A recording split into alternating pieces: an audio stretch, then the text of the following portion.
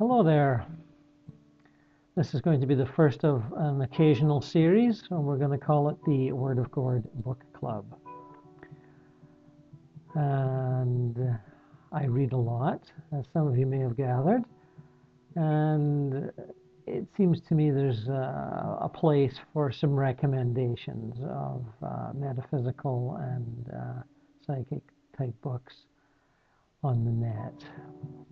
And as I read like a man possessed, I might as well be doing it as anyone else. So 4 recent titles come to mind that I've picked out to show you, and let me get to the first.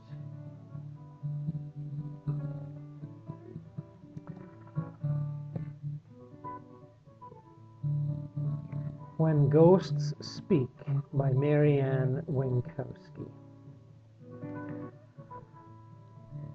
Now, this book may be known to some of you as she is the consultant to the Ghost Whisperer television show, and the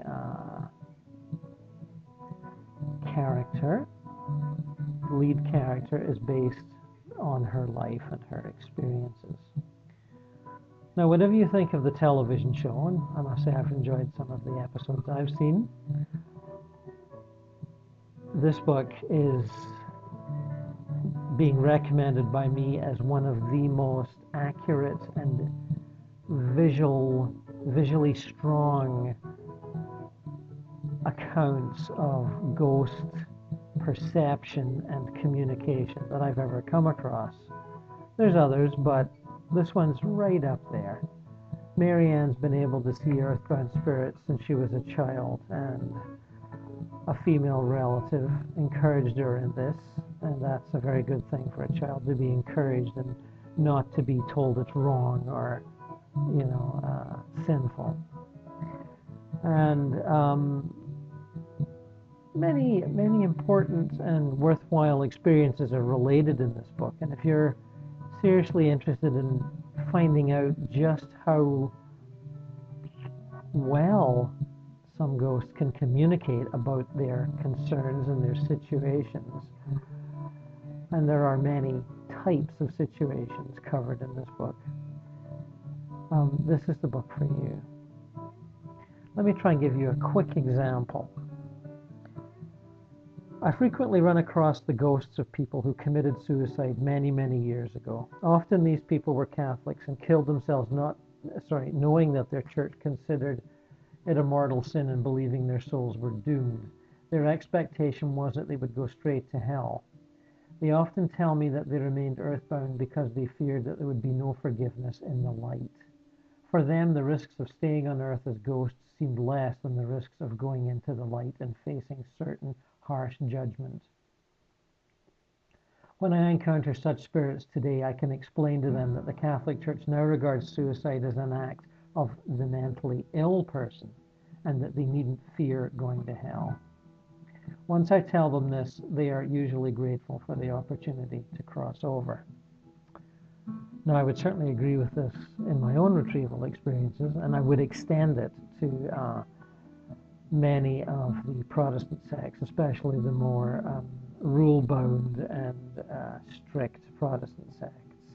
You meet many souls who are earthbound who fear that they have been too sinful and too wicked to be accepted into the heaven realms. And I have to work fairly hard to convince them that that's not quite true. Now, Marianne has some interesting things to say about spirits she meets now. These days, when I come across ghosts of folks younger than 50 or so, and especially teenagers who have committed suicide, I am meeting spirits who are not remorseful in the least. Not remorseful in the least. Think about that. They have no fear of punishment and were not apprehensive at all about what would happen to them on their death. For these spirits, suicide is often an act of revenge or spite rather than despair.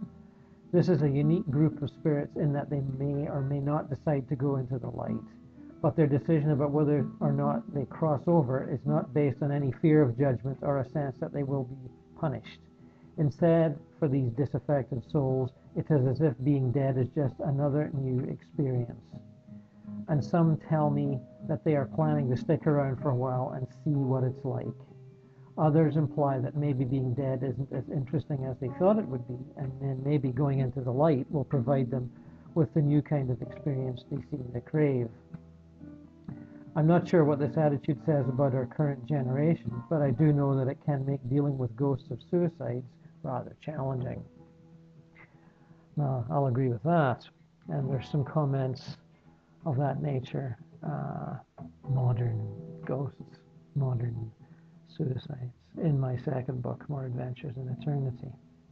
You have to deal with them on a completely different level than the old style religious ghosts, if you like. Now, another fine book that's just come out is Angels in My Hair by Lorna Byrne.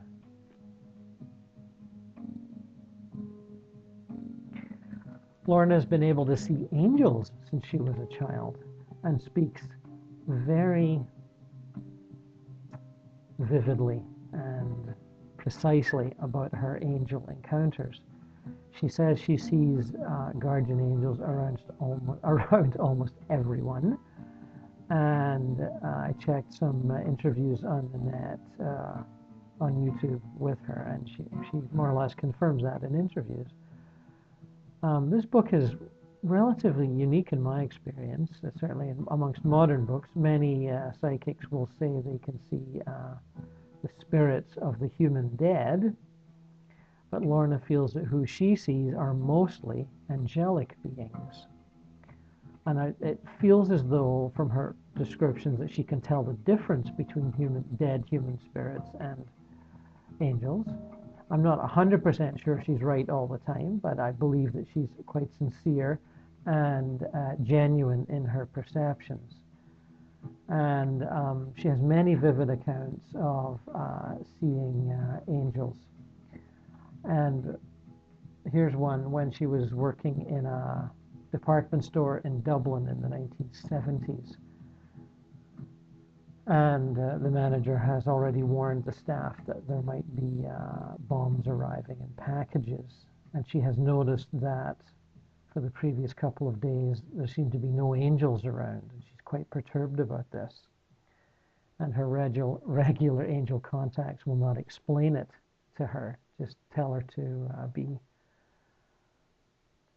careful and wise and understanding, and they will help her. Anyway, here's a description of hearing bombs explode down the street and then finding herself bilocating to where it happened while she's still working in the store. I am beside a bus holding a man in my arms as he dies. I am watching angels gathering souls that are leaving human bodies, seeing some little souls and talking with them as if nothing has happened. I am watching angels kneeling beside people, holding them in their arms, being with them, whispering in their ears that they will all be all right. I can see people running out of shops, angels shouting for help and trying to get the attention of people passing by. It is horrific. I cannot feel my human body. It's as if I'm in two places at the same time, out on the streets in Dublin, where it is all happening, and at the same time in the department store standing at a rack of garments. I am moving along the streets without my feet seeming to touch the ground. Debris is flying everywhere, broken glass, people screaming and crying, souls leaving their bodies. I am laying my hand on people as I move along, reaching out and touching them. Well, vivid, yes. Now, running out of time here, we'll get to the other two books in part 2 of the Occasional Book Club. And I hope you've enjoyed this so far. As I say, there's many good books coming out these days on metaphysical and psychic and paranormal themes. And I aim to provide a little bit of a reference service for you. You can be assured that if I speak of a book, it's of the highest quality within its genre. And so, onward to part 2.